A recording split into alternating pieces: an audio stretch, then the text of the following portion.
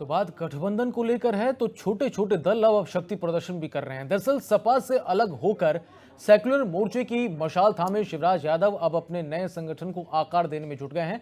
मंगलवार को सम्मेलन कर शिवपाल कार्यकर्ताओं को मोर्चे से जोड़ते नजर आए तो छोटे छोटे दलों को साथ लेकर शिवपाल यूपी में एक ताकत बनने की योजना बना रहे हैं। पश्चिमी उत्तर प्रदेश से सटी हुई अवध की बेल्ट पर मोर्चे का खासा जोर है और इटावा में गांधी यात्रा के जरिए शिवपाल ने मंगलवार को अपनी धमक दिखाने की कोशिश भी की है। एक रिपोर्ट आपको दिखाते हैं।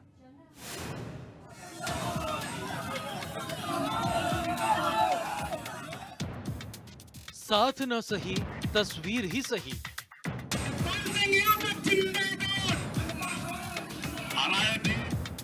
सेक्युलर मोर्चे की तैयार हो रही सियासी जमीन।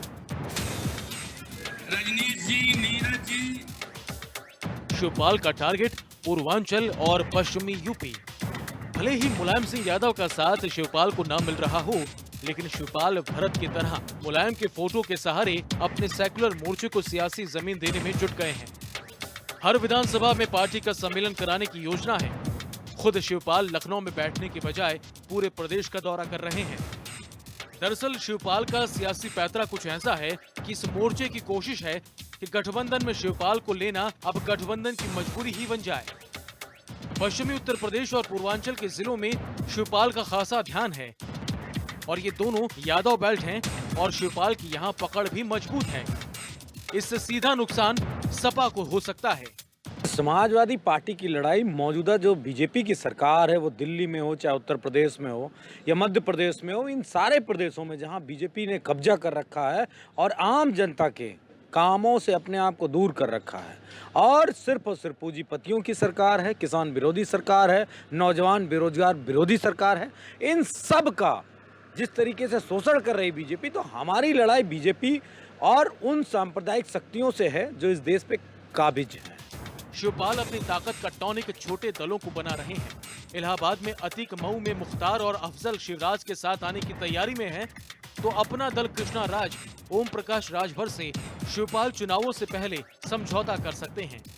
AIMIM पीस पार्टी जैसी मुस्लिम पार्टियों में भी शिवपाल की बातचीत जारी है, लेकिन अभी मामला शुरुआती दौर में है। हमेशा 8 साल से लगातार ये यात्रा निकाली जा रही है। ये यात्रा सिर्फ देश की यात्रा है, महात्मा की यात्रा है। इस यात्रा से हम नौजवानों का, देश के लोगों का बहुत ज़्यादा जुड़ाव है और हम लोग हमेशा इटावा जनपद के लोग हमेशा करते रहते हैं। कांग्रेस का हमेशा अपना एक इतिहास रहा है, आज़ादी से पहले तक और आज़ादी के बाद तक।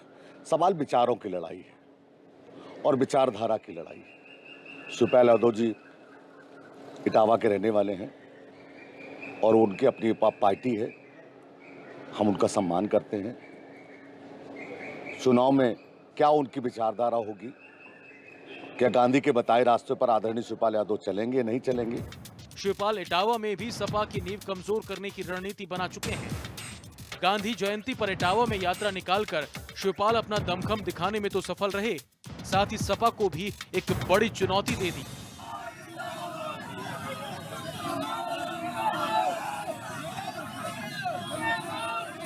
मनीष यादव, सूर्या समाचार, लखनऊ।